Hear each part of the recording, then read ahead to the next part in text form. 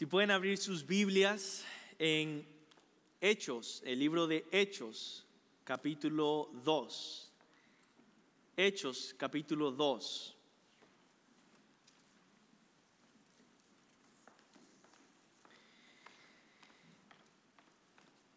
El día de hoy hablaremos de la importancia de la comunidad.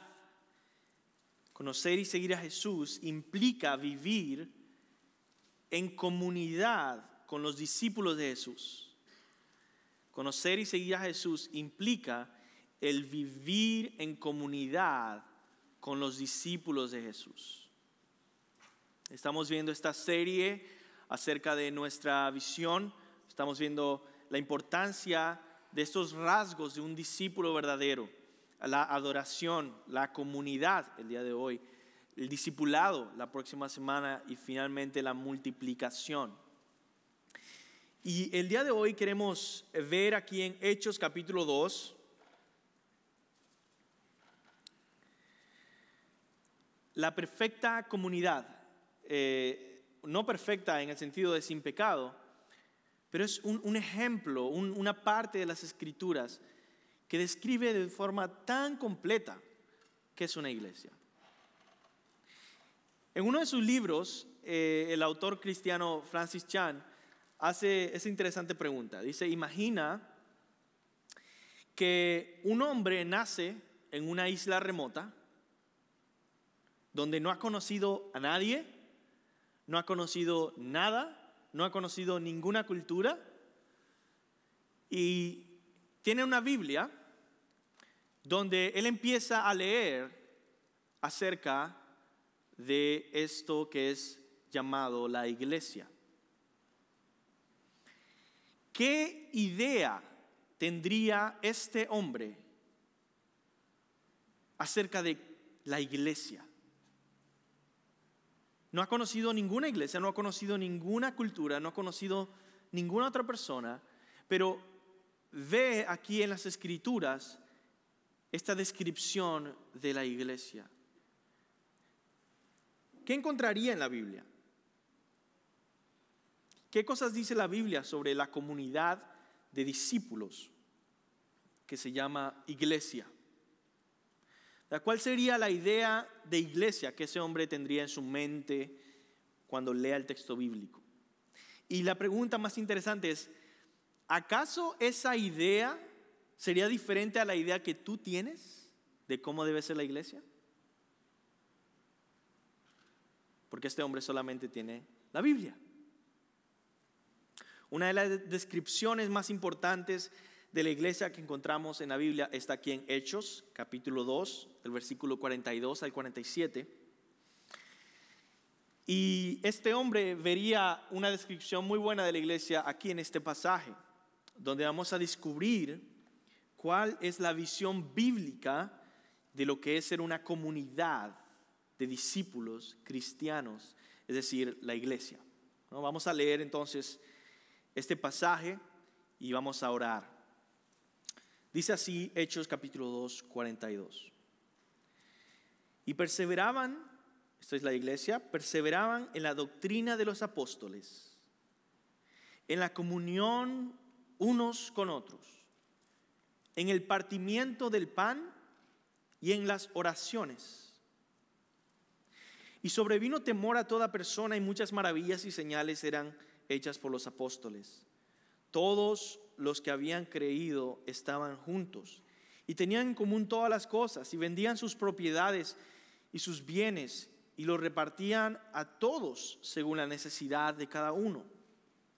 Y perseverando unánimes cada día en el templo y partiendo el pan en las casas, comían juntos con alegría y sencillez de corazón, alabando a Dios y teniendo favor con todo el pueblo. Y el Señor añadía cada día a la iglesia los que habían de ser salvos. El libro de los Hechos, como un todo, este libro de los Hechos de los Apóstoles, nos deja dar un vistazo al inicio del cristianismo, que fue en Jerusalén. el inicio del cristianismo en su forma más pura, más simple, más esencial, menos compleja.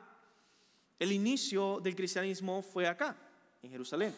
Y esta es una descripción de cómo se veía esta primera comunidad. Ahora recuerden que Jesús había muerto hace unos días, unas semanas, la verdad, varios, no tan pocos días, pero había muerto hace pocos días.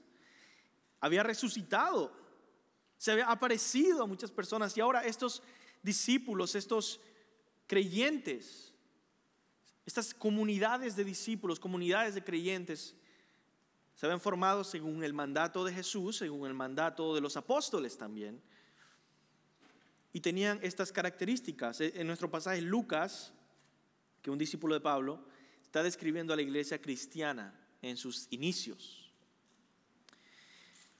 Esta es la primera iglesia local y comenzó en Jerusalén. Y esta iglesia se formó inmediatamente después de que Jesús murió, resucitó y ascendió a los cielos. Ahora, en el contexto leemos que este pasaje, que el Espíritu Santo vino poderosamente sobre los discípulos que estaban reunidos adorando. Jesús les había dicho que esperaran poder para hacer la misión, la gran comisión que les había dado. Y entonces sucedieron milagros y señales, como sucede en las Escrituras cada vez que algo muy importante sucede en la historia de la redención que Dios está contando. Y Pedro, lleno del Espíritu Santo, predicó el Evangelio a miles de personas y se convirtieron 3,000 en ese día y se bautizaron. Esa es la iglesia de Jerusalén que se nos está describiendo acá. El Espíritu Santo tiene un papel muy importante en el comienzo del cristianismo, en el comienzo de la iglesia local y en el libro de los Hechos. Mucha gente dice que este libro no debería llamarse Hechos de los Apóstoles, sino los Hechos del Espíritu Santo. Y es verdad. En la descripción de esta iglesia en Jerusalén vemos la obra del Espíritu Santo. Y observa estas cualidades, estas marcas de la iglesia de Jerusalén. Tenían hambre por la sana doctrina, la enseñanza de la palabra de Dios. Vivían como una familia muy unida y amorosa. Rompían el pan continuamente y celebraban la cena del Señor. Oraban juntos continuamente y el poder del Espíritu Santo estaba con ellos. Eran generosos unos con otros, se ayudaban en necesidades físicas, económicas y espirituales. Tenían un estilo de vida comprometido el uno para con el otro. Tomaban en serio el congregarse continuamente como un llamado de Dios, una convocatoria de Dios. Estaban alcanzando a muchos para Cristo cada día y estaban juntos en una misión de Dios. Y esta iglesia de Jerusalén se caracterizaba por ser una iglesia llena de gozo y sencillez de corazón. Ahora, existe algo bastante atractivo, bastante hermoso en la simplicidad y la gloria de la vida cristiana bíblica. Cuando una persona está apenas descubriendo por primera vez qué es esta cosa de los cristianos y el cristianismo, si esa persona logra ver en la Biblia este tipo de cristianismo, hay un atractivo tan grande en la simplicidad y la gloria de la vida cristiana bíblica.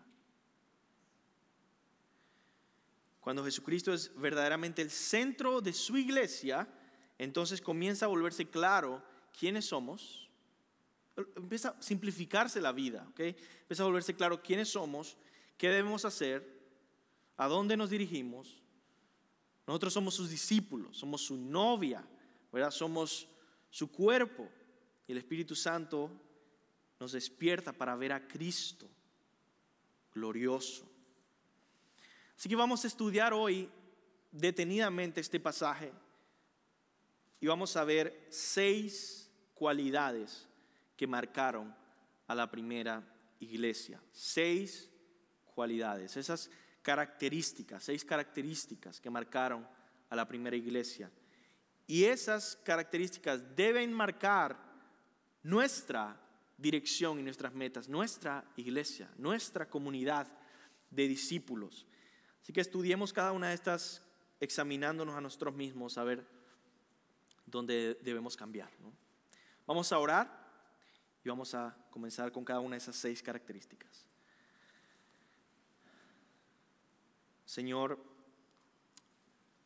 te pido, Dios, que seas tú transformándonos, hablándonos, ayudándonos con tu palabra.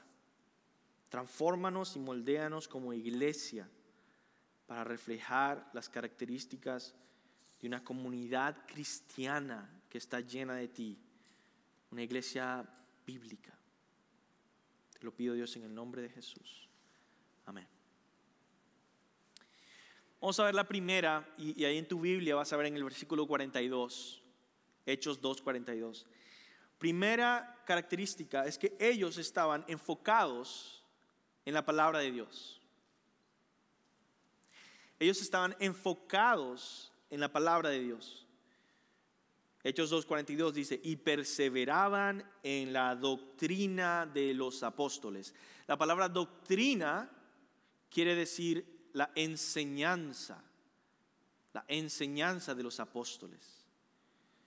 Ellos estaban perseverando en esta enseñanza.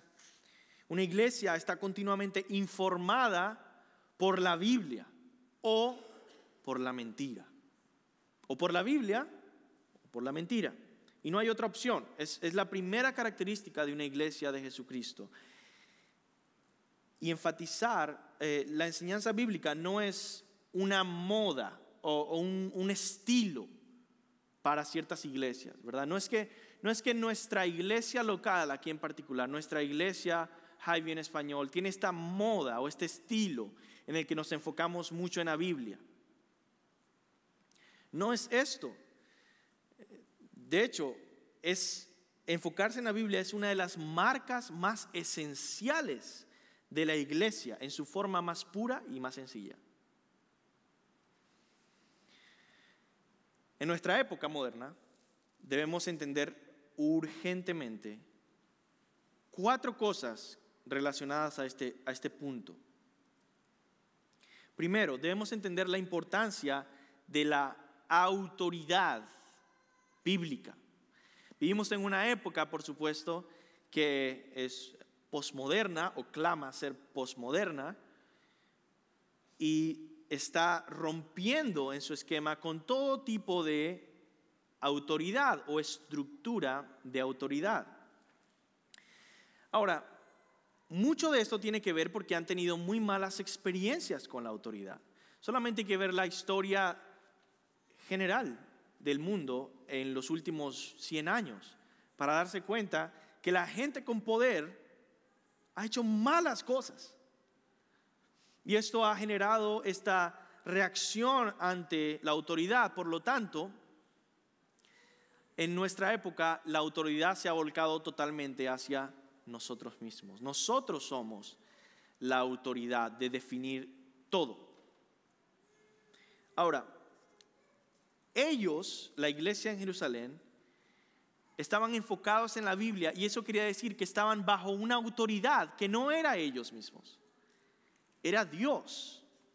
Y esa autoridad de Dios no era ambigua o confusa.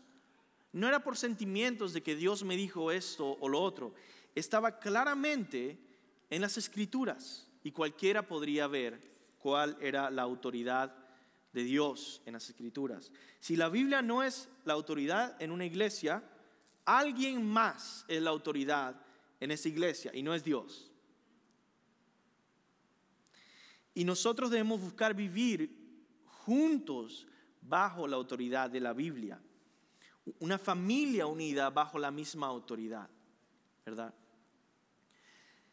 La autoridad simplemente de líderes en la iglesia sirve en la medida en la que apuntan a la autoridad de la Biblia.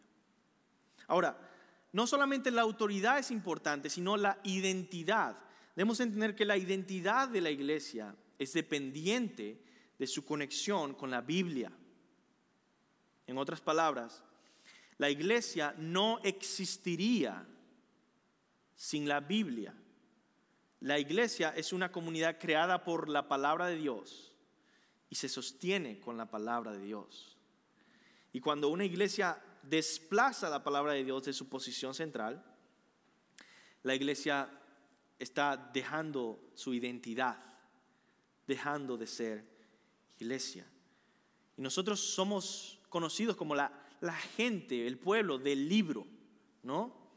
La razón por la que los primeros cristianos no se vieron a sí mismos como una secta que estaba enseñando algo distinto a los demás judíos era porque ellos tenían esta convicción de que ellos estaban siguiendo la Biblia. Estaban siendo fieles a toda la Biblia. Ahora, lo tercero que tenemos que entender en cuanto a este tema es que debemos entender la conexión entre el Espíritu Santo y la Biblia. Entonces, primero, la importancia de tener una autoridad bíblica sobre todo. Segundo, esta identidad, entender que nuestra identidad como iglesia se define en nuestra conexión con la Biblia. Tercero, es ver que la Biblia está conectada con el Espíritu Santo. Y este es un gran problema en Latinoamérica, un gran problema entre los hispanos. ¿Por qué? Porque algunos ven al Espíritu Santo como diferente y apartado de la Biblia. Dicen que si uno está demasiado apegado a las Escrituras, está mal. Por eso es vivir según la letra, que es muerta, y no según el Espíritu. Ahora, ¿será que eso es cierto? No, porque el Espíritu es el que inspiró la Biblia, la palabra de Dios. El Espíritu Santo es el autor de este libro. Y es el ministerio del Espíritu Santo el enseñar e iluminar este libro. Entonces, aquí no tenemos ninguna separación. No podemos ni debemos separar al Espíritu Santo de la Biblia, porque la Biblia es el Espíritu Santo hablando. ¿Okay? Esta es una definición de la Biblia que tú puedes quizá memorizar. Una, no la única, pero una de las definiciones de qué es la Biblia es el Espíritu Santo hablando. Es decir, no va a haber una contradicción con algo que tú escuchaste y dijiste, es que el Espíritu me dijo esto, pero la Biblia me dice esto. ¿Cuál voy a decidir? Yo he tenido varias discusiones o experiencias con personas que ven esta diferencia, ¿no? Y dice, bueno, pero es que siento que la voluntad de Dios es divorciarme de una persona porque es que no tenemos los mismos gustos y no son razones bíblicas para divorciarse, son simplemente gustos. Dice, es que siento que no me va a ayudar y tenemos 3 meses de casados y siento que no va a ir bien y creo que la voluntad de Dios es divorciarme, y la Biblia dice totalmente lo contrario. Y dicen, bueno, no sé en cuál elegir, lo que me dice el Espíritu o lo que me dice la Biblia. Decir, bueno, me voy con lo que me dice el Espíritu, ¿no? Esta división ha causado grandes problemas en muchas iglesias, pero se resuelven si tú recuerdas que las Escrituras se pueden definir como el Espíritu Santo hablando de una manera escrita, de una manera establecida. Y por último, la función de un pastor, un líder, cualquier persona en la iglesia, es mostrar el libro, apuntar al libro, a la Biblia, a la autoridad que tiene las Escrituras sobre el pastor y sobre las demás personas. Es decir, no hay acepción de personas, no hay favoritismos, no hay personas que tienen más poder que otras, porque todos vivimos bajo una sola autoridad como familia, y la autoridad de las Escrituras.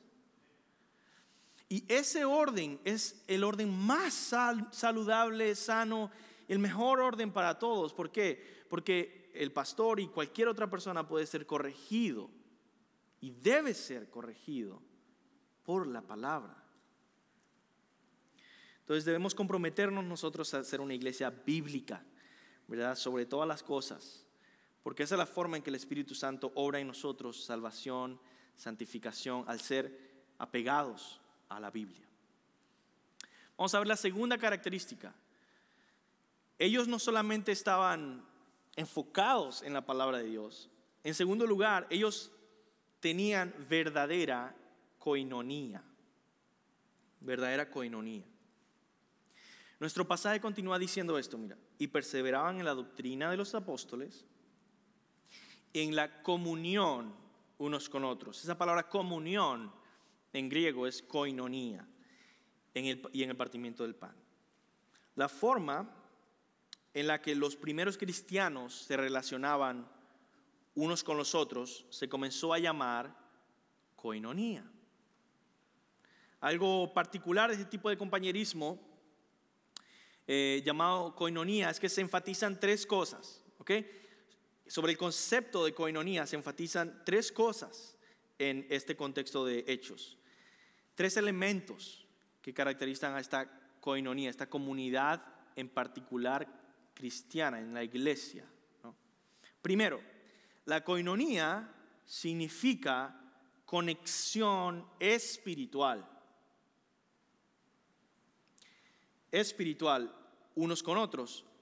Es una conexión profunda, más allá de la relación que uno puede tener con un incrédulo, por ejemplo.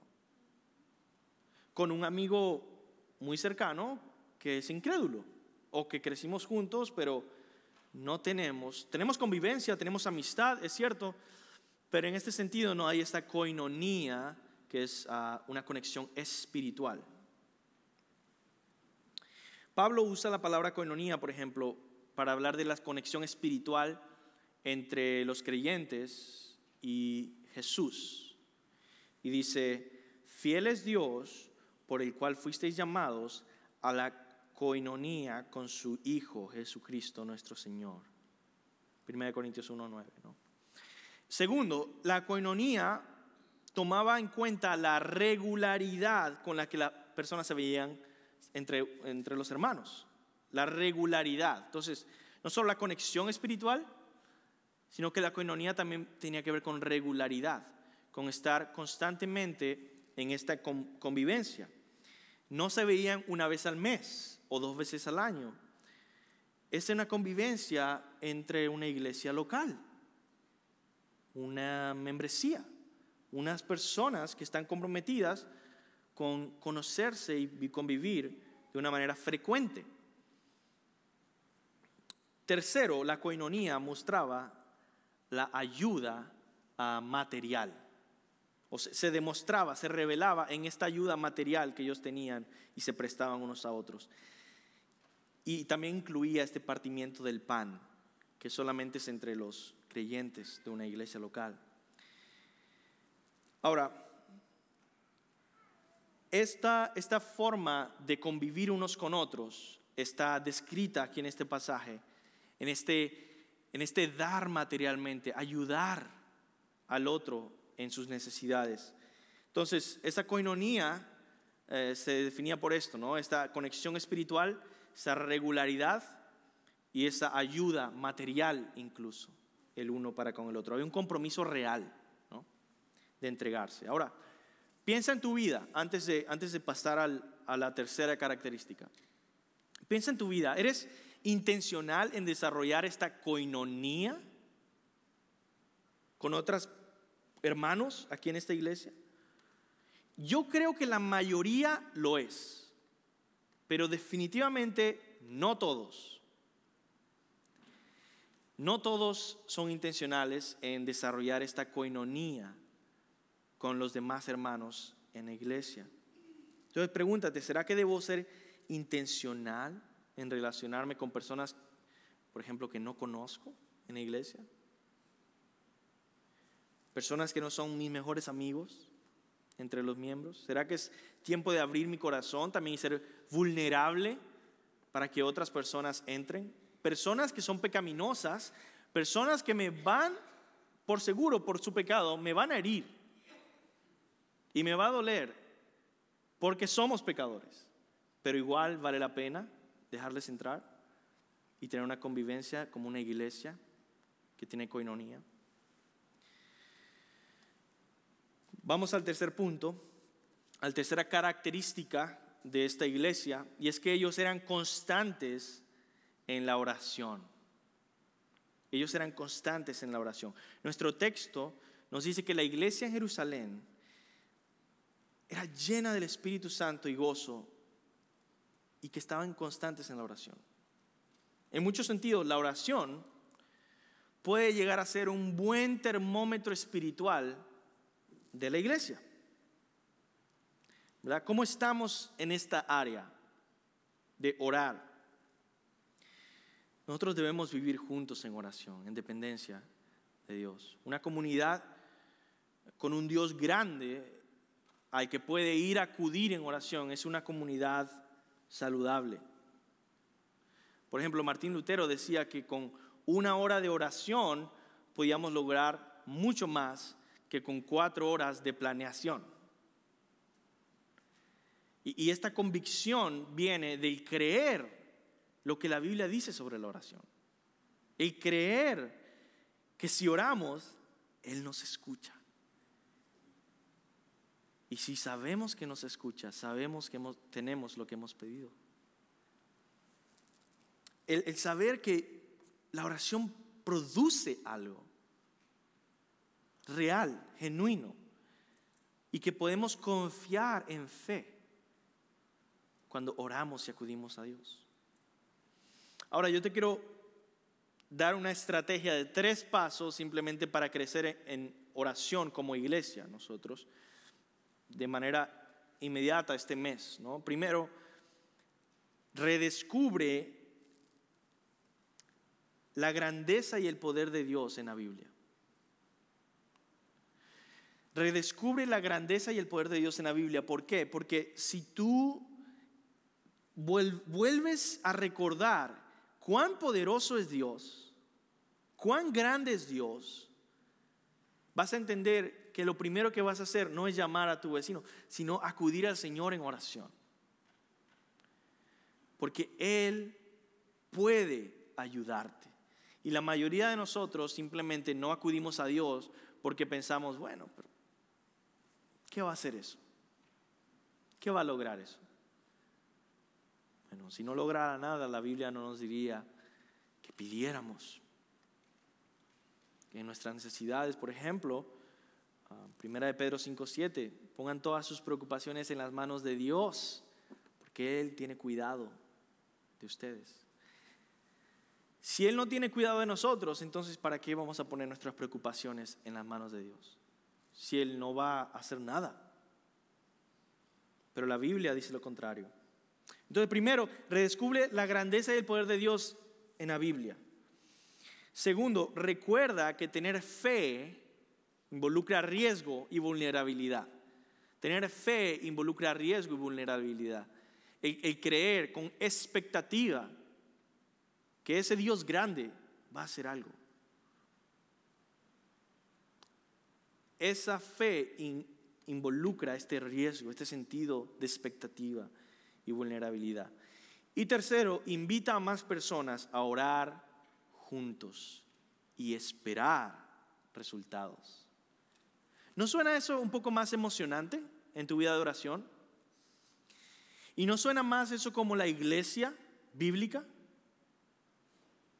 El decir, mira, yo me reuní con 2 o 3 personas para orar específicamente por esto, o tenemos estas 4 peticiones y estamos juntos reuniéndonos, orando y estamos esperando ver el resultado.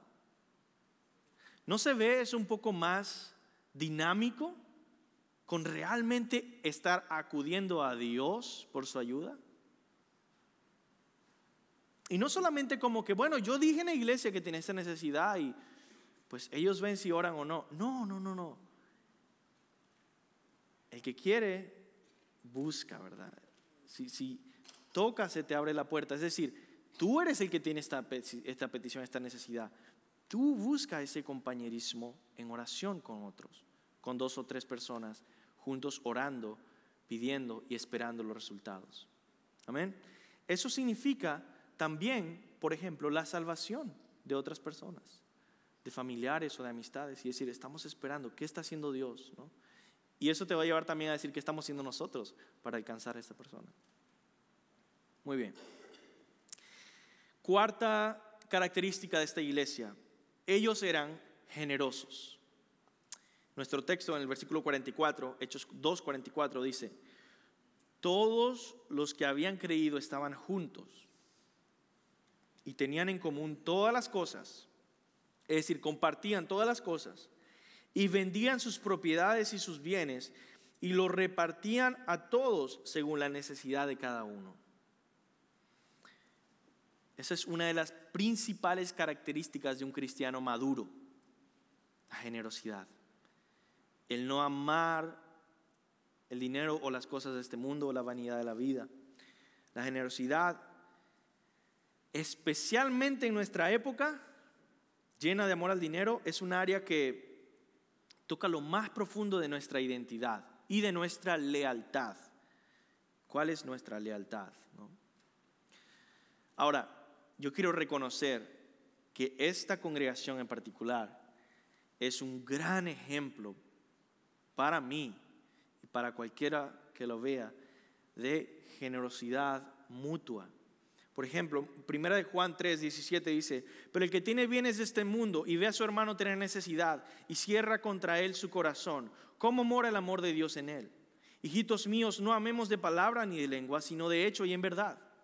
Y yo he visto una y otra vez a esta congregación poner en práctica este mandamiento.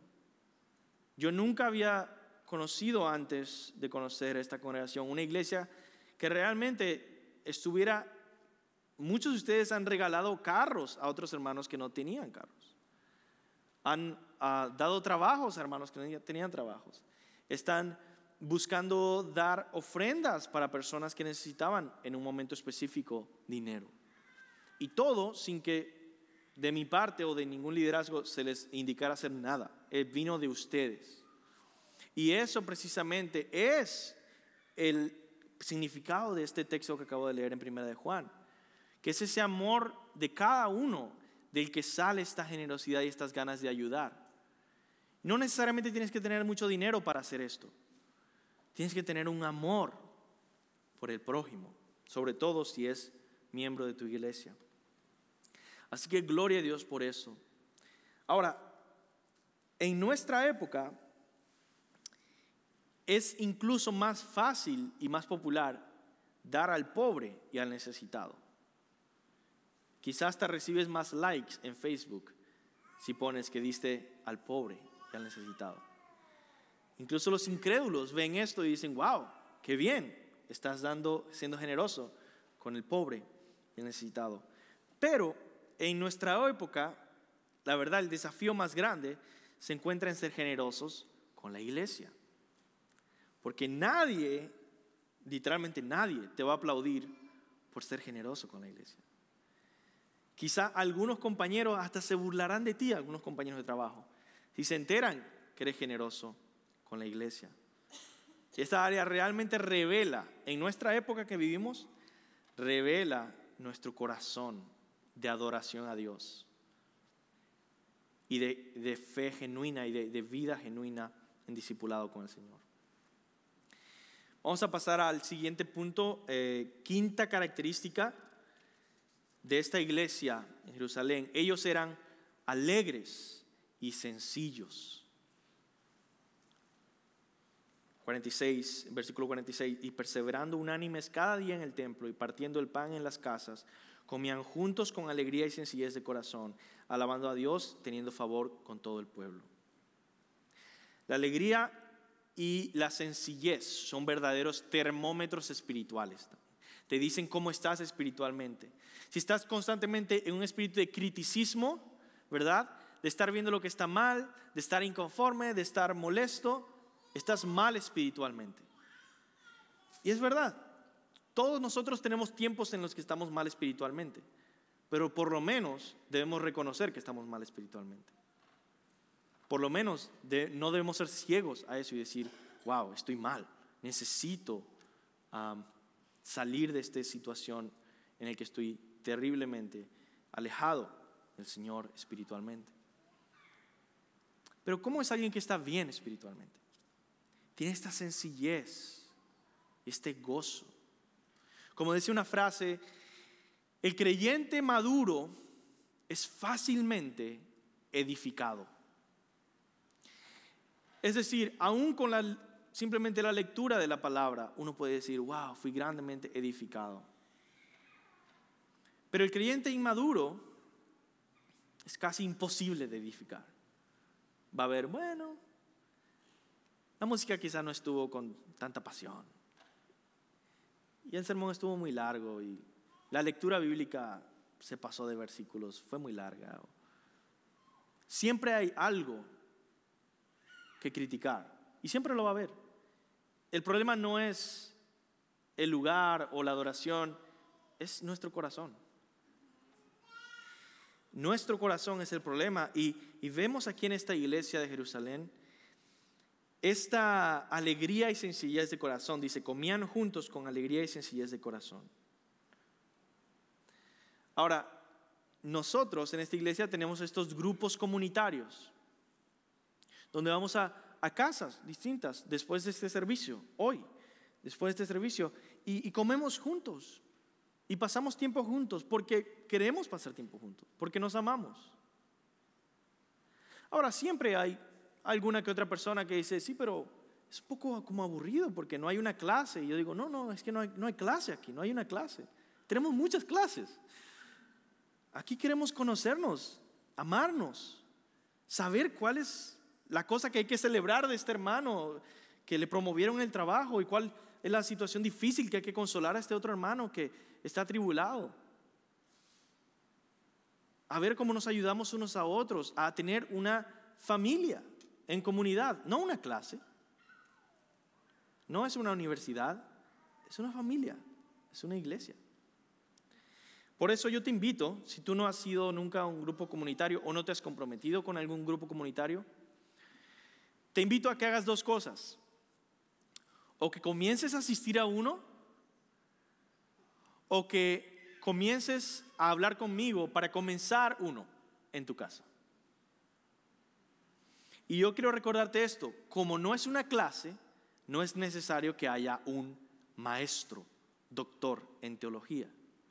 No es una clase, es un tiempo de convivencia donde juntos podemos conversar sobre la palabra. Es un tiempo, de hecho, la persona que lidera los grupos comunitarios, siempre le aconsejo que sea la persona que hable menos. Es la persona que hace preguntas. Es la persona que facilita a las personas que vienen a comunicarse unos con otros, a preguntar, a tener peticiones de oración, agradecimientos, a buscar formas en que la palabra de Dios puede ser aplicada a la vida, en fin. No tiene que ser un maestro, tiene que ser alguien humilde. Eso es todo. Ahora, el mundo no está lleno de gente humilde, así que no es tan fácil, pero necesitamos personas humildes que quieran decir, yo quiero servir al cuerpo de Cristo y guiar a los hermanos conectándose unos con otros. Amén. Así que ahí está este reto para ti. O que te unas a un grupo comunitario o que digas, yo quiero comenzar un grupo comunitario en mi casa. Muy bien, vamos al último punto y terminamos. La última característica que vemos acá de esta iglesia es que ellos se unieron para cumplir su misión. Ellos estaban unidos con un propósito de trabajar también juntos. Dice el último versículo, Hechos 2:47, y el Señor añadía cada día a la iglesia los que habían de ser salvos. Y vemos estas dos cosas en este versículo. Primero, que la comunidad ama a sus miembros, pero no se encierra en sí misma. No se encierra enfocada en sí misma, sino que alcanza a los demás alrededor suyo. Está buscando no mantener nuestra comunidad porque si no alguien puede arruinarla, ¿no? Si viene más gente, quizá cambian las cosas y quiero que todo se quede igual. Sino que el espíritu es, vamos, ahora que somos maduros, que estamos teniendo una cultura, vamos a poder invitar a otros, a poder evangelizar a otros, a poder alcanzar a otros, abrir nuestras casas para un grupo comunitario invitar a otros vecinos, compañeros de trabajo, para que puedan ser salvos. Entonces, primero vemos este amor por los demás también, no solo por los miembros. Y segundo, vemos la soberanía de Dios añadiendo a los que Él desea que sean salvos. Es decir, al final, dice aquí la palabra, el Señor añadía cada día a la iglesia los que habían de ser salvos, los que Él había determinado que tuvieran salvación. Porque es el Espíritu Santo de Dios el que salva, no nosotros. Así que son acciones para alcanzar a otros, acciones llenas de fe. Fe en que Dios vaya a salvar, porque nosotros no podemos hacer nada. Eso es todo. Vamos a simplemente mantener estas 3 aplicaciones prácticas en nuestra mente. ¿Qué debemos hacer en respuesta a este mensaje? Primero, reconoce que la iglesia es necesaria y comprométete. Es decir, tener un lápiz que escriba bien es preferible para poder escribir un libro. Pero tener mente es necesario para escribir un libro. Tener zapatos es preferible para correr una maratón, pero tener piernas es necesario. Hay una diferencia entre preferible y necesario. Tener dientes es preferible para comer. Tener un sistema digestivo es necesario para comer. La iglesia no es preferible, es necesaria para nuestra vida cristiana, porque Dios así lo ha dicho. Y nosotros, mientras más descubrimos esta imagen bíblica de la iglesia, más nos damos cuenta, tiene sentido, es realmente necesario. Nosotros no somos llamados a vivir como cristianos individuales, solos, aislados. Somos llamados a seguir a Jesús juntos, como discípulos, miembros del cuerpo de Cristo. No puedes ser un miembro de un cuerpo si no estás en un cuerpo. Y no puedes, por supuesto, funcionar si no estás en un cuerpo. Así que si no eres miembro, pronto vamos a comenzar otra clase de membresía, serán unas 2-3 semanas. Únete. Háblame, dime, oye, ponme en la lista para la próxima clase de miembros. Y vamos a comenzar a tomar pasos de obediencia para comprometerte con la iglesia. Segundo, ama a la iglesia real, no a la iglesia que deseas en tus sueños.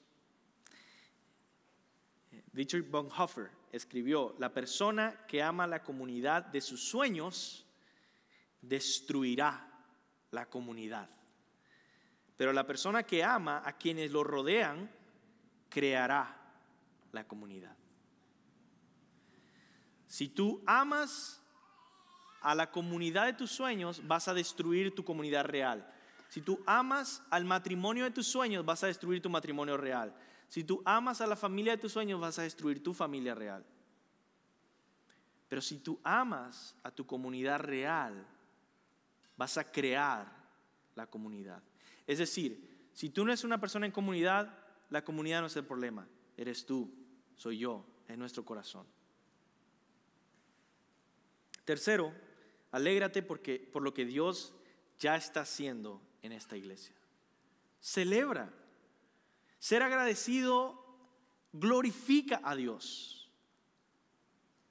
Así que por amor al nombre del Señor, celebra todas las cosas buenas que hay en esta congregación y perdona todas las cosas malas. Y sé parte de la solución, por supuesto, pero celebra las cosas que ya Dios ha hecho y que está haciendo en esta congregación. Aprendamos a celebrar todo lo que Dios está haciendo entre nosotros. Y si no lo celebramos, estamos deshonrando al Espíritu Santo de Dios que está haciendo esa obra entre nosotros.